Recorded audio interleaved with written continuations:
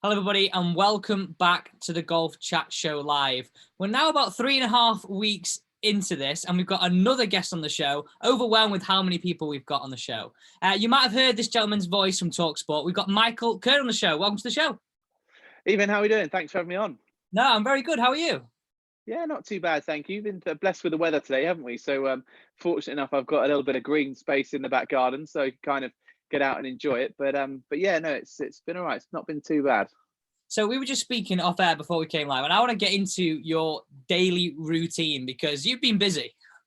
Yeah, just a tad. So, yeah, obviously lockdown got announced, and then I kind of thought, right, I need to fill some time here. And obviously, for me, live sport is a massive part of my diary. So, in the first 2 or 3 days of lockdown, pretty much my diary went from pretty full to very empty.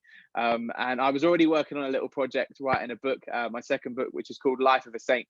And I'd done most of the interviews already, interviewed former Saints players, their story, how did they become a Saint, their debut, their most memorable moments. So I collated all those interviews, and then it was due to be launched on the 9th of May, which is still coming out on the 9th of May.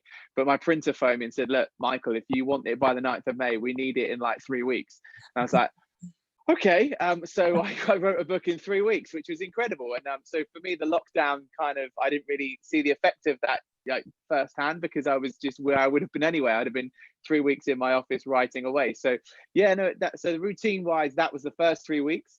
And I was trying to get out a bit of running. So I've been trying to get out and do a bit of fitness stuff for the last week or so, but it's just using the time effectively, really, and positively. So just working on the next 3 books. Well, there's 4/5 books that I'm working on. 3 will be out in time for Christmas, and then there's another 2 next year. So yeah, quite cool little books, nice little formats, and hopefully I'll be able to share more with the worldwide world very soon, what we're kind of doing and what players we've got involved for the next few books. But yeah, it's been a nice little bit of, in a weird way, a nice little factory reset almost. Of course, it's incredibly sad what's going on right now, and thoughts with everyone who's been really affected personally by COVID-19. It's not great at all, but yeah, it's interesting. I always try and put as much as I can a positive slant on things, and kind of how can I take the positives from a situation, and that's kind of how I tend to roll. So for me, just a little bit of a factory reset, keeping healthy, keeping safe, following the government guidelines and stuff like that. But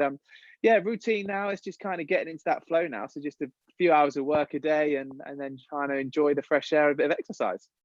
I think that's an important point, like you said, a factory reset. I think a lot of people look at this negatively, whereas someone like you and a lot of people who watch this show are very, very busy day to day, and sometimes don't get that time just to go, Now, I mean, obviously, like, it's terrible things happening, but if anything that good come out of it is we all take a little bit back seat, we all get a little bit more chilled, and we do things that we don't necessarily have time to do, really.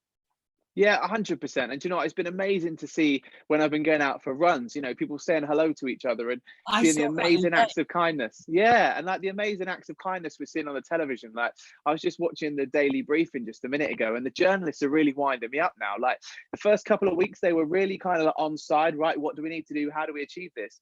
Whereas now, all the journalists are just asking stupid questions. And I think that one of the ladies who was speaking today said, so what particular thing are you talking about? And the journalist was like, because they didn't really know. They were just trying to ask a question to get a reaction. And for me, it's like, let's just deal in positive news, right? We're in a tough situation right now. Sadly, people are losing their lives. Let's just rally together. And I think from a public kind of thing, Major Tom, we've seen what an amazing amount of money he's raised. I think the public acts of kindness are the things that are really going to stand out from that. And I really, really hope that post this, when we move on and we get to the other side, that people still say hello when you go on your run. You still knock on that next door neighbor and actually look after each other, because I think the world will be a much kinder place. I totally agree. And I'd say I hope it carries on the way it is right now in terms of the acts of kindness, because it's almost like, not, it sounds a bit deep, there's something on about a golf chat show here, but like pure yeah, okay, I'm going to move on to a different point before we go off to kind of way left field. So a lot of people will have heard you on TalkSport presenting the football and doing interviews, so probably wondering why you're on the show. We met through Puma Cobra Next Level Squad. You were sort of new into golf at that point, weren't you? Yeah, so like I played golf very recreationally over the years with my uncle, and not very good at all, but always wanted golf for me has always been an outlet and a sport that I don't present, that I'll watch a little bit on television, but I can just switch my phone off, put it in my golf bag, play some beautiful courses, have some great conversation. And obviously when Puma and Cobra got in touch with me and said, look, would you like to work with us as the next level squad? I was like 100%, because I've always wanted to take my golf to the next level. Ironically. So yeah, so for me, it was incredible to get asked to be part of that, which was awesome. And yeah, so golf for me, I've kind of been getting better year on year, and this year was going to be another step for me. I had loads of lessons booked in before the lockdown. So yeah, no, I love it. It's a great sport. I'm very lucky to play some amazing courses, and I get invited on lots of charity golf days. So it's nice to give back and at the same point get out on the course. So favorite course you've played so far? Oh, tough question. So if I had number one all day long is Loch Lomond. Played that last year, and for someone that plays off 24, 25 or as many shots as you'll give me, I was kind of looking forward to it, but thinking this isn't gonna be fun. Yeah. But you know what? It was beautiful. I had an absolute worldie off the first 5 holes and scored like 14 points or something stupid. And the caddy kind of looked at me with all my Puma gear and went, I want you. And I went, look, just kind of, I've got all the gear. The idea is kind of there. And he went, yeah, all right. So first 4 or 5 holes, I've absolutely smashed it. I'm picking up 3, 4 points a hole. And he's like, you're quite good at this. And I'm like, just you wait. And then all of a sudden the front shoulder cart's coming off and everything is going right. And I was like, told you. And this was like after the 8th hole. So we had 10 holes of the ball going that way. But it was beautiful. It was a lovely course. And for me as well, I'm quite positive with my golf. So my mate always says to me, you'll have an absolute shocker, but you'll get par on a hole or score some good points on a couple of holes, and you think you've had the best day in your life. And that was Loch Lomond for me. That was beautiful. It was an amazing course if anyone's ever played it. Goodwood, I love playing Goodwood. That's a beautiful, both courses there are amazing. And I love the course I'm a member at. I'm at Boundary Lakes down in Hampshire by the Hampshire Bowl. So yeah, so for me, I love it, and I would say those kind of 3 places to play I've really enjoyed so far. Class. Loch Lomond's up there for me. It's beautiful, super nice place. I want to get into though, how did you get into Talk Sport? Because when we first spoke, you sort of had this plan. You released the book, Desire, Dream, Vision, and Talk Sport. You now present for the Saints. What's been that story to that? Yeah, so I kind of wanted to be a footballer growing up. Knees were a bit dodgy. Kind of realised I wasn't going to play for England or Southampton. So it was, well, how else can I get there? And presenting was that outlet. I went on a crazy 10-year journey from wanting to play to present in the Premier League, and then into Talk Sport. So I'd been at Premier League Productions for 5 years. Went from match day reporter to hosting my own show. And then at the end of the 5 years, got to the contract renewal, and they said, look, thank you, but no thanks. So I was like, what do I do here? Then fortunately, I had a meeting with Talk Sport, met the bosses there, and they said, look, we really like you. We don't know what we can do, but let's see. Within 24 hours, I had a phone call. Would I like to do the FA Cup final? Within another 24 hours after that, can I do the Championship playoff final? Over the summer, I did Sports Bar Weekender with Craig Mitch for 9 weeks. That was meant to be 6, but we ended up doing 9. And now I'm part of the team on a Friday night. So do 2 or 3 shows a month. And yeah, I love it. It's incredible. And, done a few interviews for them as well with a few players, and was part of the 1000th England International show. So yeah, very, very lucky and very blessed. Love my job. Yeah, it's great fun. Very, very privileged and blessed to do it. Most people in your situation who couldn't fulfill that dream of playing in the Premier League, playing for their favourite team, would probably go, I don't want to be involved in football at all. Yeah. So like, how do you get to that mindset of being, no, actually, I want to be in football in any capacity? Because I think a lot of people, not anybody can apply this to their job or life. How do you get in that mindset? So I kind of had that focus ever since I was younger. The whole desire, dream, vision is desire something, dream about it, visualize it. And Muhammad Ali's famous quote, it all derives from that. So for me, I was always very focused to achieve something. So if there's ever a wall in front of me, I'm like, well, can I smash through this? Or if not, how do I get around it? So for me, I just sat there and I was like, look, I'm not going to play for England. I'm not going to play for Southampton. Could I play League One, League Two? Maybe, don't know. Could I go to America? Maybe. But I was like, I'm never going to reach the pinnacle. And growing up as a kid, I did lots of musical theatre stuff and local radio and college radio, hospital radio. So I was like, well, okay, I've got a kind of a transferable skill here of communication. Is there another way to still get to the Premier League? And it was just to kind of, I like to map things out whenever I do anything. And it was kind of a thought process of, okay, what's the skills I've got here? What do I want to achieve? Here's the end goal. Here's where I am now. What are the steps? How can I get there? So yeah, it was kind of just a thought process, a bit of reevaluation, and for some people, it's maybe a different career entirely. It could be a different something altogether. But yeah, that was how it worked for me, and I'm say very blessed and get to do some pretty cool stuff. That is a cool story for me, because I think anybody, I mean, this is a golf chat show, and you could actually apply that, say, for your handicap. So you're at 24 now. I want to get Yeah, down to 18. Okay, how do I get there? What I've got to improve? What I've got to do? Have I got any skills? And it's definitely something people should plan. And I always 100%. people that come for lessons like, okay, where do we want to get to? Okay, our driving's not too good, but our chipping's pretty good, so we need to work on our driving. And it's so important because people sometimes have the illusion of what they're good at, what they're not good at, and they don't sometimes marry up. Yeah, I love the analogy as well. Like if you're about to go in your car, and I live in Southampton, if I'm about to drive to Scotland, I don't just get in my car and drive. You know, okay, nowadays we just pump it into a sat nav, but we've still got a map. We've still got a plan of how we're going to get there.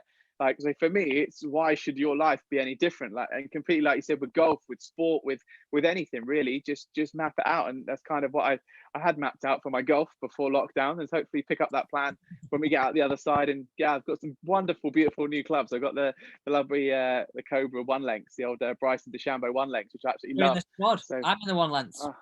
mate, I absolutely love it. I think for me, as a kind of casual golfer who is clearly never going to be the next Rory McIlroy, just having that one kind of technique with the irons is just so nice, and it just gives you that little bit of, you know, that little bit less to think about, but still the level of enjoyment. So yeah, I absolutely love those. They're brilliant. Exactly why I go for them. Like, even it might sound silly coming from a golf coach, I hardly play golf. I've hit more golf balls in my garden during lockdown than I have for literally like the last 5 years. So that's the exact reason I went for my one lengths as well. Okay, I want to get into the main part of the show, and sport behind closed doors.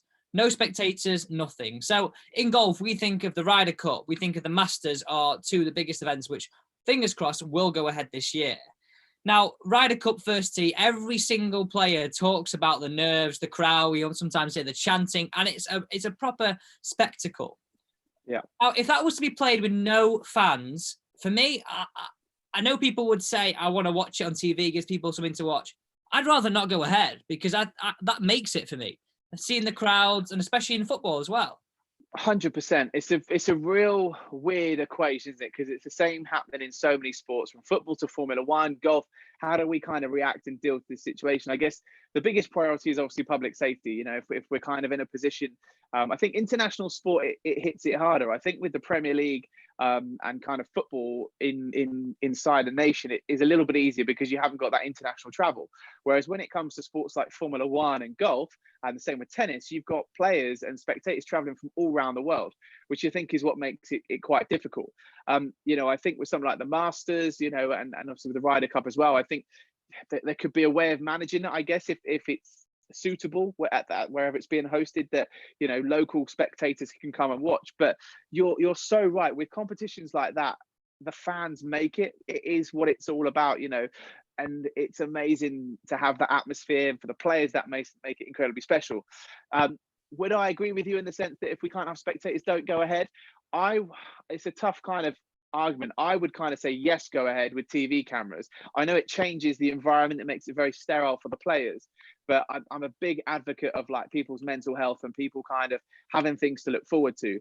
And for me, if there's an opportunity to get a competition on, whether it be the Premier League, the Ryder Cup, Wimbledon, which obviously we know it won't this year, but you know, competitions, whatever they are, if we can get something on television that just engages people and gets people excited again, I think that's a massive kind of asset. And for the players as well, they want to get out on the course as soon as possible. And you know, I think that it is a big predicament when it comes to things like the Ryder Cup and the Masters, because that is just so much part of it, is the spectators and the atmosphere. I remember when Tiger Woods won, you know, and he came back in, and there's the spectators around that 18th was just, it was phenomenal. And for Tiger in that situation, and for the player, that must be phenomenal. And I guess it'll be very difficult, you know, it'd be the same in the Premier League. You know, if Liverpool win the title this year behind closed doors, that jubilation and adulation of lifting the trophy in front of your spectators isn't there. But I guess in the where we are in the world right now, you know, we'll see what happens. But I think the Masters has got a really good chance. Obviously, click my laptop there. Moving till November, I think there's a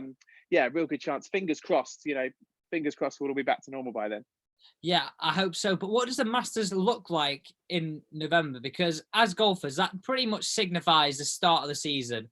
Spring, flowers, freshly cut grass, nice greens. And as a golf teaching pro, that is almost like the Wimbledon effect. That gets people picking up their golf clubs, starting to play golf.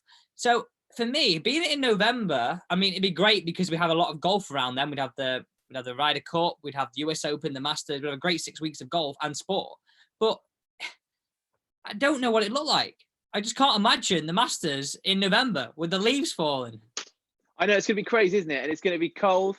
It'll be a bit damp, which it might play into some other players' hands, really. I think it would actually make the competition a little bit exciting. I read an article the other day about, Rory McIlroy, obviously coming into the Masters normally, kind of a bit of a back of a break. You're coming into a competition, obviously quite a bigger break, but coming in when it's going to be slightly longer to play, it could be quite interesting to see how the competition fares. But I think obviously it would go back to its traditional date. But yeah, I think it'll be different, right? I think that's a word. It'll be different, and we're living in different strange times right now. So I think it's just that balance of look, I think we need to get it on. Do you cancel it or do you try and get it on? I think you've got to try and get it on if you can.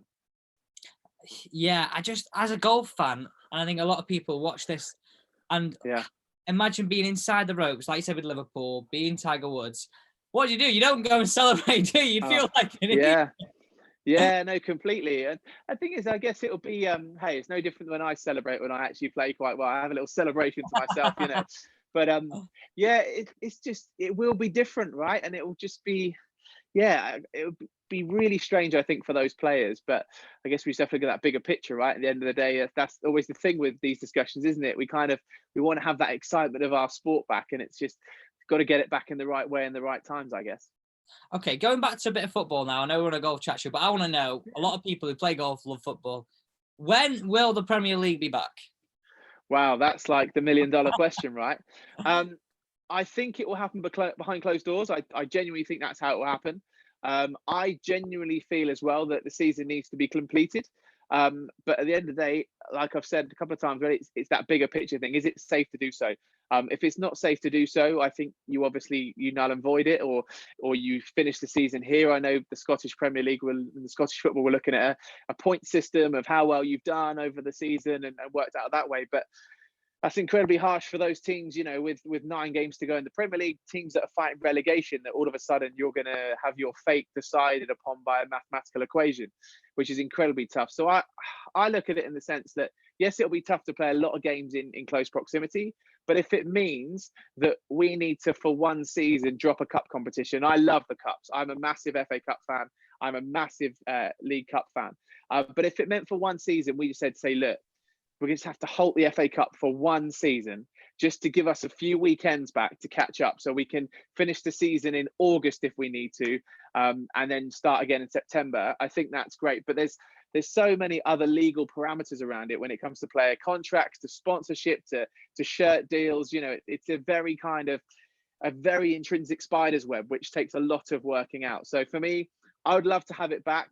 Looking at other countries and how they're reacting, and how the squash sombrero, as Boris likes to call it, is going, you can see some normality starting to return. So who knows, maybe by June or mid-May we might be back. I think mid-May is a bit of a push, but I'm hoping maybe by June we can have some kind of behind closed doors football extravaganza and get some live football on TV, get some people engaged and people excited, and fingers crossed we'll see some live sport soon. Will you be, as a presenter, will you be going to events, or will you be remote at home? How is that going to work? Hopefully, I was kind of booked for a couple of games this month if it got back to normality, to be pitchside. So they'll obviously allow media inside the stadium. So for me, hopefully that means I can get back to work. Talk Sport I've been doing remotely from home, which is cool. So I'm all set up with a little mini home studio set up, which is brilliant. But yeah, so fingers crossed, if we get back to it, I'll be back pitchside, and yeah, that'll be a weird experience. Obviously pitchside with whoever I'm with, what the rules on that will be. But yeah, it'll be exciting. But I think just getting some sport back when it's safe to do so is really important. Yeah, I mean, I couldn't agree further. We always need something to watch right now. Okay, so football, Premier League, loads of money. It'll always be safe. Loads of big sponsors. Getting on to the European Tour and Ladies Tour. Now, each event on the European Tour has a main sponsor, and makes the European Tour a lot of money and keeps the European Tour afloat. It's like a big moving circus. Now, without events, there's no money for the European Tour. You compare this to the PJ Tour, who are sponsored by FedEx. I'm sure they're doing pretty good right now with the amount of things being sent. So they seem pretty safe. But for me, I was reading an article the other day. European Tour and the Ladies European Tour could be in some trouble. Yeah, no, completely. It's a tough time, isn't it, for sport? And I think, we kind of look at football and we look at those bigger sports and those bigger organizations and think, oh, that's the picture. But there's such a much bigger picture below that. It's really tough, isn't it? And it's a real interesting parameters with the sponsorship, because obviously those companies are under pressure as well. And will that money continue to come in post the sponsorship? And I think a big thing for me is collaboration, I think is a way forward. And I was chatting to someone the other day about women's football now and the women's WSL. And I was like, well, I think in these times now, this is a prime opportunity to let's collaborate. Why can't we have a women's Super League game doubled up with a Premier League match? Like, your ticket's a double game day. They do it in rugby. And I just think a lot of sports maybe just need to look at how they can evolve and develop, with the PGA Tour and the Women's European Tour as well. Is there a way they can collaborate during these tough times, and have, 2 golf courses, but in the same kind of area, doing syncing the tours a little bit. I think there's loads of stuff that can be done, but I think it is a tough time, and, fingers crossed everyone that gets through it okay, because of course there's livelihoods, right? These guys and girls, that's their career, it's their profession, they've got teams that work with them. So yeah, the sooner we can get back playing, the better, and just fingers crossed that the money's going to be there. Yeah, and I was speaking to Annabelle Dimmick, Ladies European Tour player, yesterday, and she said, we don't know when we're going to go back out, don't know when they're going to earn money, and the girls on the Ladies European Tour don't earn as much as the men, but the Ladies European Tour don't earn as much as the LPGA Tour over in America. And I said to her, there's we sort of spoke about this before, there's potentially a joint venture between LET and LPGA, bringing them both up money-wise. And for me, it's a no-brainer. And the European Tour have done some good things this year with the ladies doing a linked events. And I think more things like that need to happen, 100%. Yeah, completely. I think at the end of the day, you have to look at it, right? Everyone's pockets are going to be stretched going forward.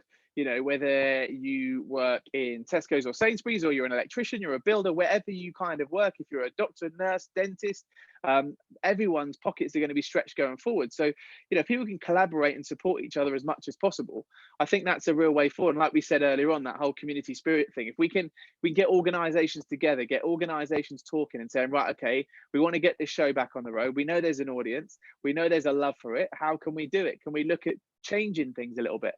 We said a bit earlier on, a bit of a factory reset. Can these tours look at themselves and go, right, what are we doing really well here? How can we adapt? How can we change? What positives can we take? And, how can we move forward? A bit like you doing this show tonight, right? What can we do? Can we engage with our audience a different way? Can we somehow bring a different income revenue through? And I think that's what all these organizations will have to do going out the other side. And fingers crossed, for those organizations and the players, that there's a solution and everyone gets through it. So get a question coming in live here from YouTube, Mike. What are you doing at home to do any golf practice is the first question. The second one is, what's it like presenting live on TV? Okay, so golf practice at home so far has been pretty minimal, because I was just stuck in front of my computer. Although we did have the chip cap challenge, which was good fun, and I did actually get the challenge on the second or third attempt, but I had spent all morning trying to devise what I was actually going to do.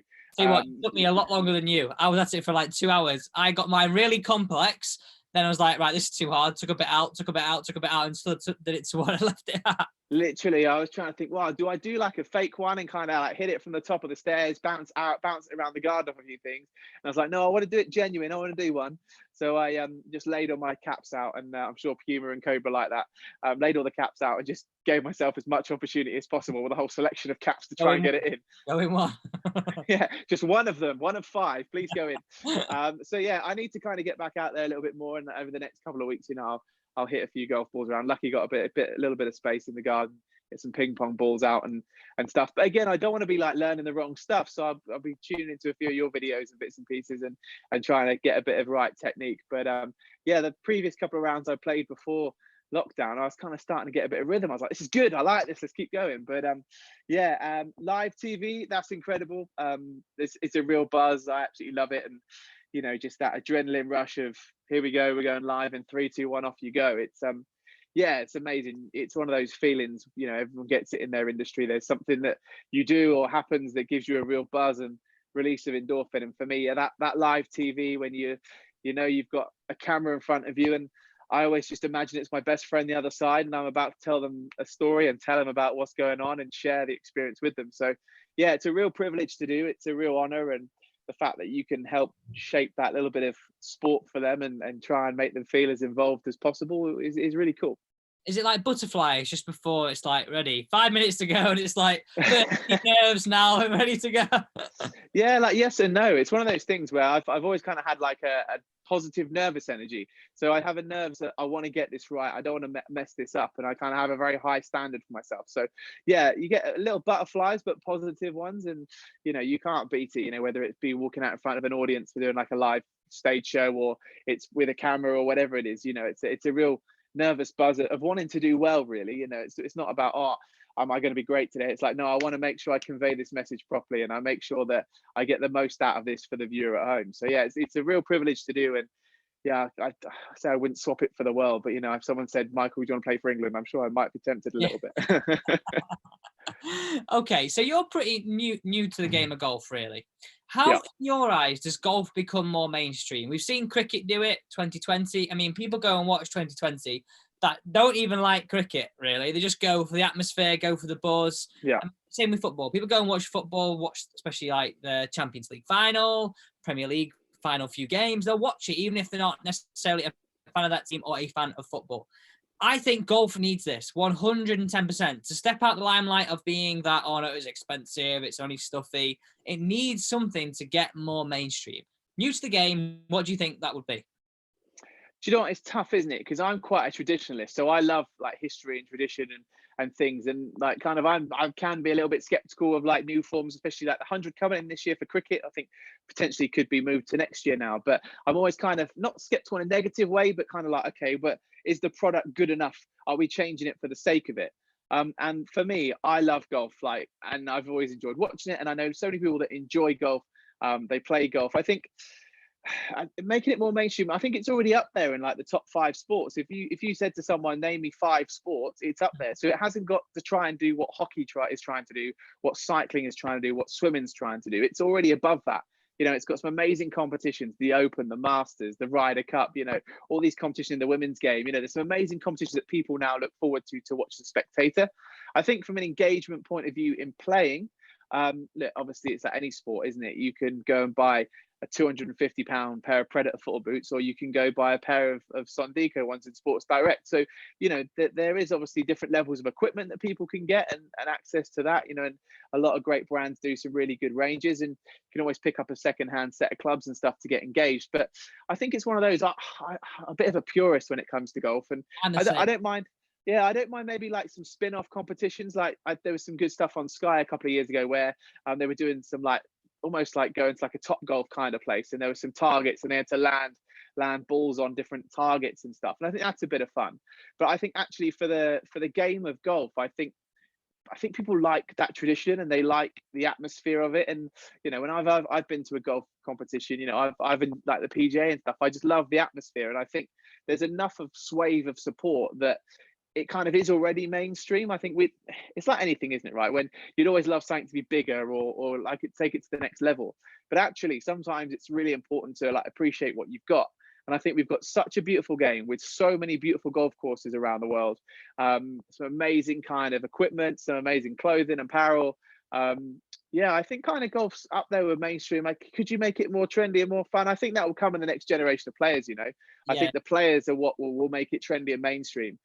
Tiger Woods.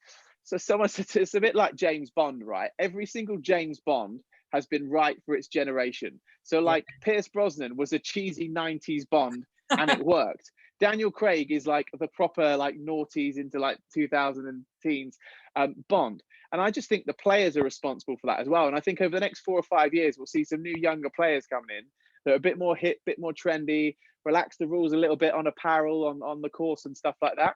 And I think that will then give it its next kind of wave and influx. And I think it's one of those things that we'll see maybe over the next few years.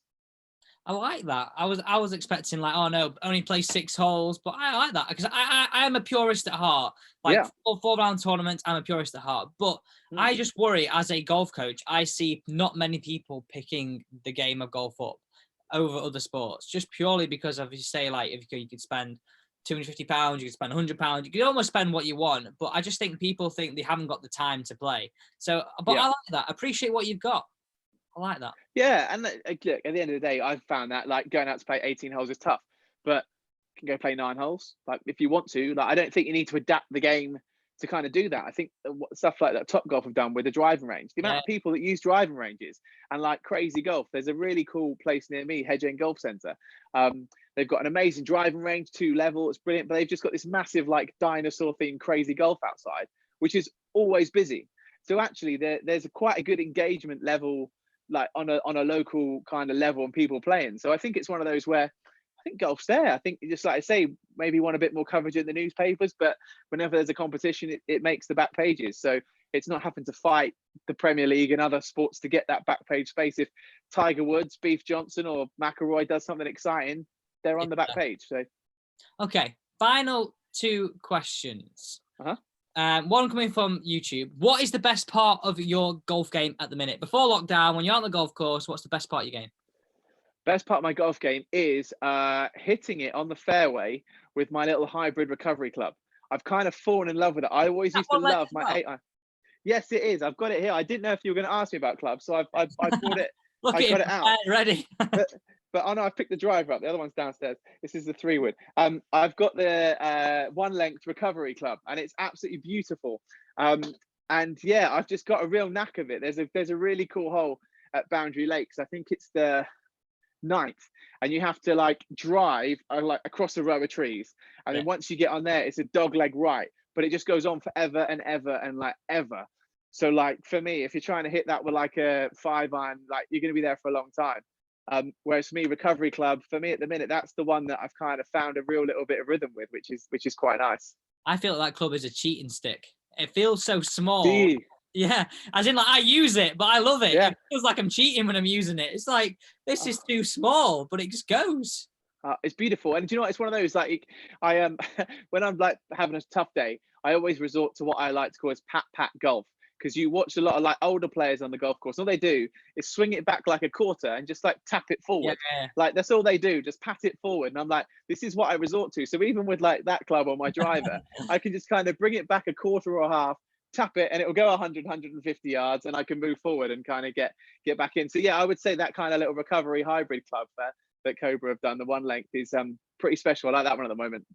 Fab. Okay, final question. I didn't put this in the notes that I sent you. Don't panic, it's nothing horrible. It's all right. What is the best piece of advice you've ever been given in life, and who's it been from? Wow, great. Best bit of advice.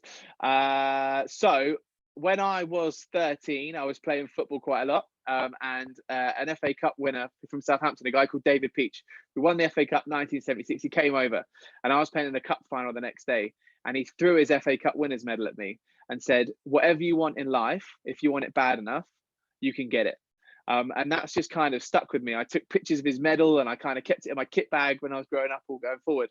And I just think it's a really good mantra. And, you know, everyone always says, oh, I haven't got enough time. And it's like, okay, well, there's 525,600 minutes in a year. How bad do you want it? If you give me like an hour every single day for 4 weeks, I think it's the number top of my head, like 1,680 extra minutes you can generate by an hour a day. Cut that in half, like 870 odd minutes that you can generate for half an hour a day.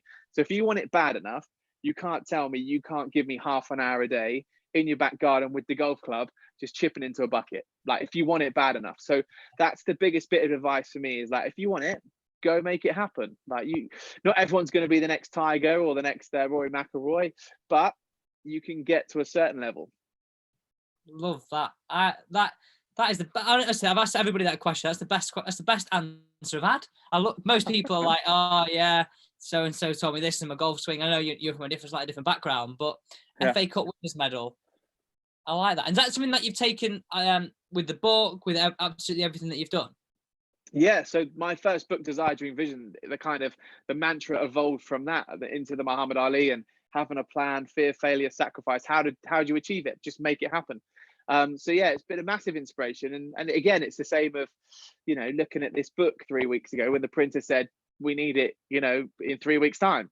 It's like, okay, I can sit here and whinge about it, moan about it and go, I'm never going to get this done. Or I could just kick myself up the backside, go sit in front of the computer, write out a little map. I've got like those weekly planner, monthly planner sheets that I got for Christmas. And it's like A3 and I've got like 50 odd pages of it and I can just fill it out week by week. And I just sat there, I went, right, I need to type up and edit 4 interviews a day over the course of a week. That's all the interviews transcribed week 1. Week 2, we edit. Week 3, we double check. And I did it. And it's the same. Do you want it bad enough? Yes or no? Like, make that phone call. I've just spoke to a former England international this afternoon before chatting to you for the football book. Just literally put the message together on my phone, sent it out, and got a call back straight away. So I could have just sat there and gone, oh, I'll do it tomorrow. I'll do it tomorrow. Just do it. Never know. What's the worst someone can say is no. So give it a go. Exactly what I've done with the show, really. Like, the amount of people I've been messaging, unbelievable. I might take your manager there and send a few more out to some wider people. Yeah. What's the worst they're going to do, right? The worst they're going to say is say no. So, like, okay, then you move on to the next person. There's 7.6 billion people in the world. Few people are going to say yes. So, Matt, just remind us when that book's out just before we finish this interview. Yeah, so Desire, Dream, Vision is out now. That came out last year. And then Life of a Saint, the Southampton Football Club book, comes out on the 9th of May. So, yeah, exciting times and, looking forward to it. Fantastic. Well, I'll make sure you send me one of the books when I know I've got Desire. Sure, we can talk about. Highly recommend it, guys. I'll leave the link down below if you want to check it out as well. Cool. Thank you for joining me today. No worries, man. Have a good rest of your weekend, what's left of it, and everyone stay safe and get well soon if you're struggling at the minute. You too. Thanks very much for watching, guys. As always, don't forget to hit the subscribe button. And we are back tomorrow at 7 p.m. We are going to be doing this the whole of isolation. So if you're not watching from the UK, we have at least 3 more weeks of this here. And I'm sure I'll be carrying on further than that. So please stick around, subscribe, and see you soon.